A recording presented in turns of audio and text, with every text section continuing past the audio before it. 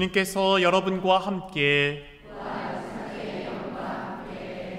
루카가 전한 거룩한 복음입니다. 주님 영광 받으소서. 그 무렵 예수님의 제자들은 길에서 겪은 일과 빵을 떼실 때에 그분을 알아보게 된 일을 이야기해 주었다. 그들이 이러한 이야기를 하고 있을 때 예수님께서 그들 가운데에 서시어 평화가 너희와 함께 하고 그들에게 말씀하셨다. 그들은 너무나 무섭고 두려워 유령을 보는 줄로 생각하였다. 그러자 예수님께서 그들에게 이르셨다. 왜 놀라느냐?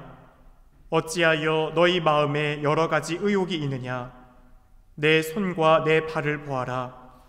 바로 나다. 나를 만져보아라. 유령은 살과 뼈가 없지만 나는 너희도 보다시피 살과 뼈가 있다. 이렇게 말씀하시고 나서 그들에게 손과 발을 보여주셨다. 그들은 너무 기쁜 나머지 아직도 믿지 못하고 놀라워하는데 예수님께서 그들에게 여기에 먹을 것이 좀 있느냐 하고 물으셨다. 그들이 구운 물고기 한 토막을 드리자 예수님께서는 그것을 받아 그들 앞에서 잡수셨다. 그리고 그들에게 이르셨다.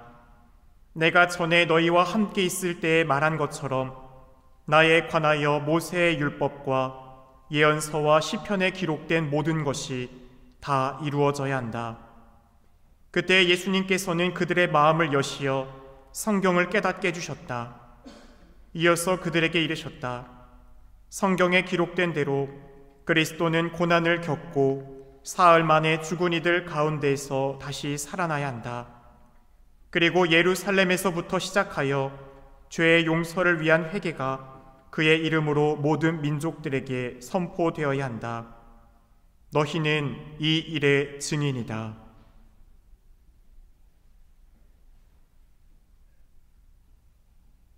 주님의 말씀입니다. 그리스도님 찬미합니다. 참 예수님, 어서서 성령님 새로나게 하소서. 평화 바로 주님이 주시는 최대의 선물입니다. 내 평화를 너희에게 준다. 내가 주는 평화는 세상이 주는 평화와 같지 않다. 너희 마음이 산란해지는 일도 겁을 내는 일도 없도록 하여라. 만일 우리가 세상이 주는 평화, 즉 모든 것이 잘 되고 모든 뜻이 정말 순탄하게 풀리는 것만을 평화라고 생각한다면 우리는 결코 한순간도 평화로울 수 없을 겁니다. 우리가 기대해야 한다는 그 평화, 바로 주님이 주는 평화는 외부적인 요인에서 오는 평화가 결코 아닙니다. 외부적인 상황은 변함이 없었지만, 즉 사도들은 여전히 예수님을 믿기 때문에 사람들에게 박해를 받고 또 고난의 여정을 걷지만 그 가운데서도 빼앗길 수 없는 내면의 항구한 평화를 누리게 됩니다. 바로 평화의 본질, 그것은 바로 예수님을 우리의 삶의 중심에 모실 때 가능합니다. 우리 안에 활동하시는 하나님의 은총을 깨닫고 열매를 맺게 하려면 우리들의 마음에 평화가 있어야 됩니다. 오늘 하루 여러분의 마음에 평화로웠습니까? 저의 마음 오늘 하루 동안 지금도 굉장히 평화롭지 못한 부분이 있는데요. 마테오복음 성경 공부를 준비하면서 잘 안 되는 부분들이 있어서 오기 전까지 그걸 부여잡고 있다 보니 마음이 심란했습니다. 그래서 앞선 한 30분 성체조배를 한 적이 잠깐 오늘 오후에 와서 하게 됐었는데요. 어찌 보면 강제적인 거였어요. 지금 사제관 에어컨 고치는 바람에 전기를 다 내려야 돼서 컴퓨터를 할 수 없어서 강제적으로 한 30분 정도 주님 옆에 나서 주님, 제 능력으로 정말 뭔가 해보려고 하는 이 마음을 내려놓기가 너무 쉽지 않습니다. 교우들한테 많이 주려는 게 욕심입니까? 잘해주고 싶고 알려주고 싶고 그 가운데 깨달음을 주고 싶어서 뭔가 하려고 하는데 그 가운데 제 힘이 너무 꽉 찬 거죠. 그러다 보니까 주님이 들어올 틈이 하나 없는 그런 빡빡한 상태. 그렇기 때문에 어찌 보면 주님 없이 내 힘으로 모든 걸 하려고 했던 그 가운데 오늘 하루 저의 마음은 평화롭지 못했던 느낌이 있음을 보게 됩니다. 하나의 이미지를 그려보면 좋을 것 같습니다. 우리가 잔잔한 호수 보시면 그 호수가 바람이 안 불고 정말 따뜻한 햇빛 가운데 이 잔잔하면 뒤에 있는 모든 풍경들이 다 그 호수에 담기죠. 우리의 모상성도 그렇습니다. 우리의 내면이 하느님 안에 평화로움을 갖고 있으면 하느님의 사랑의 모상성을 우리가 충분히 반영할 수 있고 그런 것을 전해줄 수 있어요. 그런데 우리 마음이 평화롭지 못하면 어떻게 돼요? 바람 불면 일렁거리는 그 표면 안에는 산이나 어떤 나무들의 표면 모습이 일렁거리면서 아름답게 반영시킬 수가 없죠. 그래서 호수가 산을 품을 수 있는 건 노래도 있듯이 깊어서가 아니라 맑기 때문이죠. 맑음. 우리들의 마음이 평화로울 수 있는 것, 바로 그것은 하느님의 맑음을 우리가 갖고 있을 때 다른 이들에게도 하느님의 그 맑음, 사랑의 모상성을 나를 통해 반사해 비춰줄 수 있는 것이겠죠. 하느님은 우리에게 평화를 주고자 하십니다. 세상의 외부적인 것들은 끊임없이 우리에게 평화를 빼앗아 가려고 합니다. 특별히 16세기 영적 대가 중 한 분으로 뽑히는 로렌초 스쿠플리 사제는 영적 투쟁이라는 자신의 저서에서 이렇게 말합니다. 악마가 우리 마음의 평화를 없애려고 온갖 짓을 다하는 까닭은 하느님께서 평화 속에 머무르시며 평화 속에서 큰 일을 하심을 사탄도 악마도 알기 때문이다. 우리는 이 사실을 기억해야 됩니다. 그리스도인으로서 일상을 살아가면서 영적 투쟁에 대해 오해하고 잘못된 노력을 기울일 때가 우리가 너무나 많기 때문입니다. 우리의 영적 투쟁은 우리가 모든 것을 다 극복해야지, 완전해야지 되는 것이 결코 아닙니다. 어떤 결점을 극복하고 유혹에 빠지지 않으며 잘못을 범하지 않아야 한다고 우리는 대개 생각하고 노력하죠. 그렇게 생각하고 투쟁에 임하면 그 싸움터는 100% 100전 100패입니다.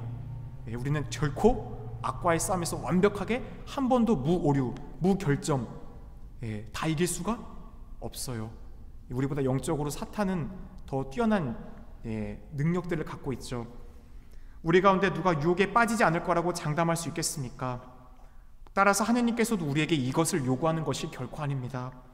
시편 103편에서 노래하듯 그분은 우리의 됨됨이를 아시고 우리가 티끌임을 기억하시기 때문입니다. 이와 반대로 참된 영적 투쟁은 우리의 힘이 닿지 않는 무패나 무오류를 추구하는 데 있지 않습니다. 항구하게 낙심하지 않는 것, 끊임없이 넘어져도 다시금 주님의 빛을, 그분의 사랑과 자비를 바라보며 내 안에 있는 그 어려움, 어찌 보면 풍랑이 있는 것처럼 폭풍이 가득한 그 마음을 어떻게 해야 돼요? 주님께 의탁해야겠죠. 조용히 하여라, 잠잠해져라 할 수 있는 주님의 그 말씀 한마디에 믿음을 두고 우리의 마음의 평화를 잃지 않으며 우리의 실패나 그것에 너무나 슬퍼하기보다는 이 슬픔의 시간이 하느님께 나아가는 더 큰 은총의 통로가 될 수 있다는 것을 늘 우리가 기억하는 겁니다. 우리는 실패를 통해 무엇을 배웁니다. 아무것도 안 하면 아무 결과도 없어요. 아무런 고통이 없으면 아무런 성장도 없습니다. 따라서 우리네 삶에 대개 오는 평화를 잃는 상황들 있죠. 우리는 그것을 거부하고 싶어 하죠. 평화로운 게 좋잖아요. 그런데도 그 평화가 깨지는 순간에 무조건 다 나쁜 것만은 아니다라는 겁니다. 실패에 당황하지 않고 평화를 간직한다면 우리는 그런 상황 속에서 하느님을 더욱더 찾게 되고 이런 은총의 통로로서 그 가운데 활동하시는 하느님을 통해 우리의 약함과 한계 속에서도 활동하시는 하느님의 전능하심을 깨닫게 됩니다. 그러므로 영적 투쟁에서 무엇보다 우리가 노력해야 할 첫 번째 목표는 유혹이나 나약함에 대해 언제나 승리하는 것이 아닙니다. 실패할 경우를 포함한 모든 상황에서 마음의 평화를 잃지 않는 것이에요. 주님, 오늘 아침에 주님의 뜻을 따라 살기 위해 노력한다고 했는데 저의 공과 더 의지가 부족해서 또 이렇게 넘어지고 말았습니다. 하지만 내일 또 이런 기회가 똑같은 상황에 저에게 처해진다면 조금 더 제 의지를 발휘하여서 지난 넘어졌던 것을 기억하며 용기를 내보겠습니다. 바로 이러한 삶이 우리의 마음의 평화를 유지하는 데 큰 진일보하는 시간들이 된다는 것입니다. 우리는 이 승리의 목표를 바라고 갈망해야 하지만 우리 힘만으로는 그것을 얻을 수 없음을 알아야 합니다. 오직 아버지의 은총만이 우리에게 이 승리를 얻어줄 수 있습니다. 우리가 하늘에 계신 아버지의 손에 우리의 자신의 또한 모든 것을 의탁하고 맡기며 평화 속에 머물수록 하느님의 은총은 더 힘차고 빠르게 우리들의 삶에서 또한 활동하시게 됩니다.